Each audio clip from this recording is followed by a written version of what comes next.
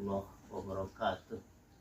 Alhamdulillahirabbil alamin wa bihi nasta'inu ala umuri dunya waddin wa ala alihi wa sahbihi ajmain. Qala Allah ta'ala fi kitabihil karim, a'udzu billahi minasyaitonir rajim. Bismillahirrahmanirrahim. Subhanalladzi asra bi 'abdihi lailan minal masjidil haram ilal masjidil aqsal ladzi barakna haulahu linuriyahu min ayatina innahu huwas samiul basir.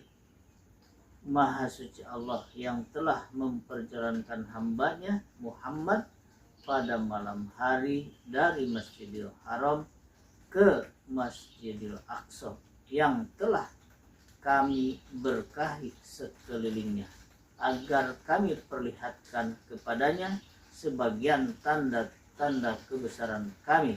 Sesungguhnya Dia Maha mendengar dan Maha melihat.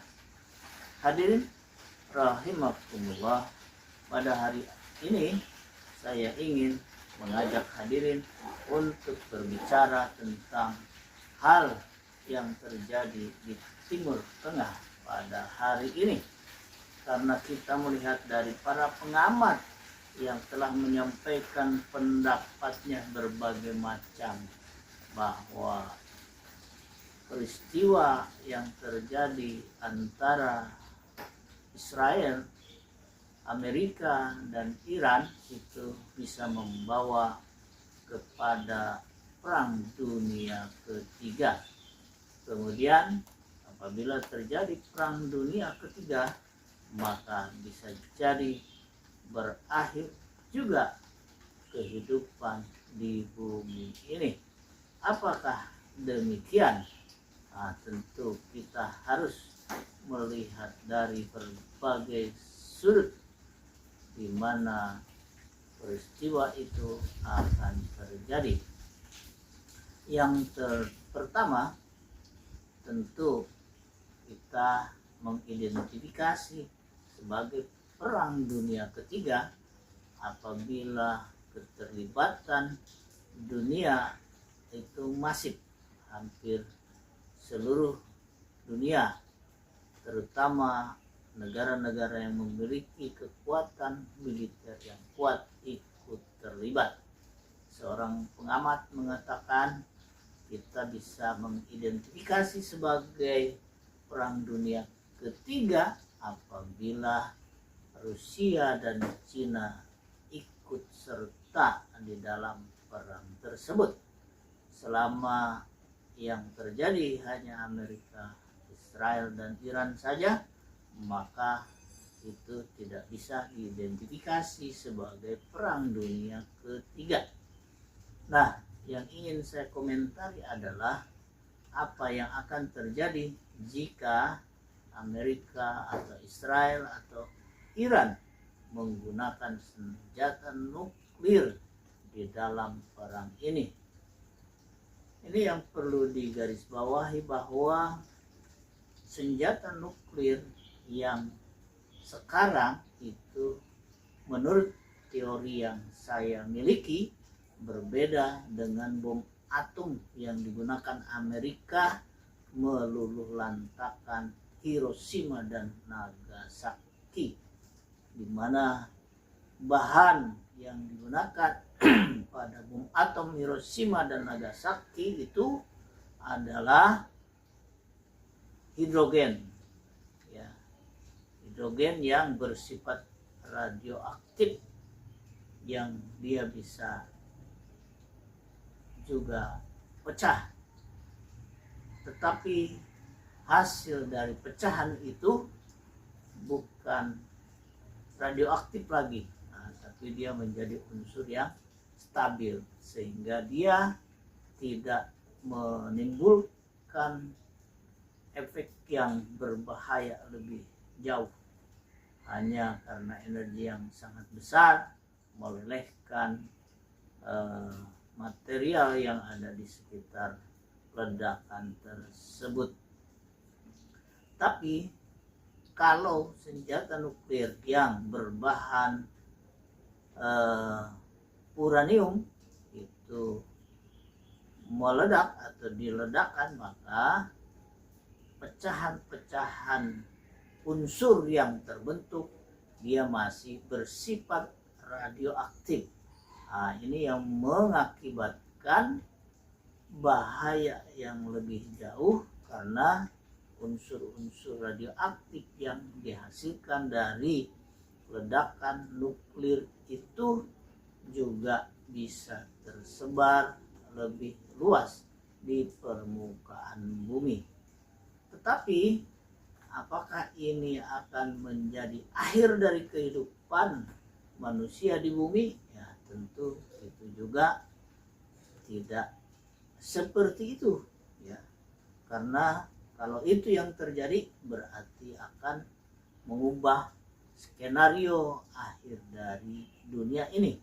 Nah, sedangkan kita dengan keimanan kita telah memiliki informasi yang akan terjadi perjalanan manusia di bumi ini, ya, dan berakhir dengan hari kiamat itu, di mana hari kiamat adalah otoritas Allah Subhanahu wa Ta'ala yang akan menugaskan malaikat, bukan dengan senjata nuklir. Nah, tetapi kerusakan akibat senjata nuklir apabila perang sampai menggunakan senjata nuklir ini tentu sangat dahsyat dan merata, bahkan bisa menghabiskan sebagian besar penduduk bumi ini apabila semua senjata yang ada sekarang digunakan untuk mengebom kota-kota di dunia. Ya, jadi sekali lagi tidak perlu khawatir bahwa jika terjadi perang dunia kehidupan akan berakhir, tetapi mungkin sebagian manusia itu akan mati. Ya, kalau masalah mati, ya sama saja, hari ini mati, besok mati bagi setiap individu. Nah, tetapi memang kerusakan yang akan terjadi bila senjata nuklir digunakan itu belum bisa kita bayangkan. Dan ini sekali lagi adalah arogansi dan kesombongan manusia, seolah-olah dengan senjata yang dia miliki dia bisa menghabiskan musuh-musuhnya atau lawan politik ideologinya. Nah, tetapi yang jelas apabila senjata nuklir digunakan, sebagian peradaban juga akan habis, teknologi juga akan rusak. Tidak bisa lagi menggunakan alat-alat komunikasi yang canggih, ya, karena rusaknya atmosfer, ya, gelombang elektromagnetik, ya, dengan adanya radiasi nuklir, ya, itu bisa rusak. Bahkan alat-alat pengendali satelit dan lain sebagainya juga bisa hancur karena senjata nuklir itu. Jadi sebaiknya manusia menahan diri untuk tidak menggunakan senjata nuklir kalau dia tidak ingin terpanggang panasnya energi nuklir yang bisa ribuan derajat, ya. Tapi namanya kita mungkin tidak punya akses dan tidak punya kemampuan untuk menghentikan mereka yang memiliki senjata tersebut.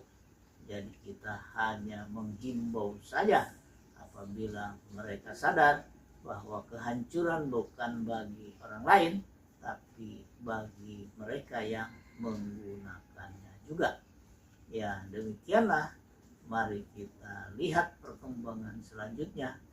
Jadi walaupun semua negara di Timur Tengah ikut terlibat dalam perang ini, tetapi ini belum bisa dikatakan sebagai perang dunia ketiga.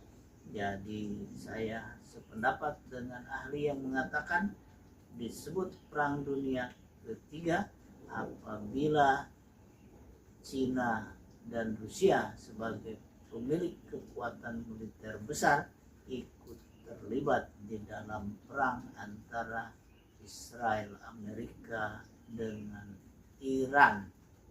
Ya, kita lihat perkembangannya.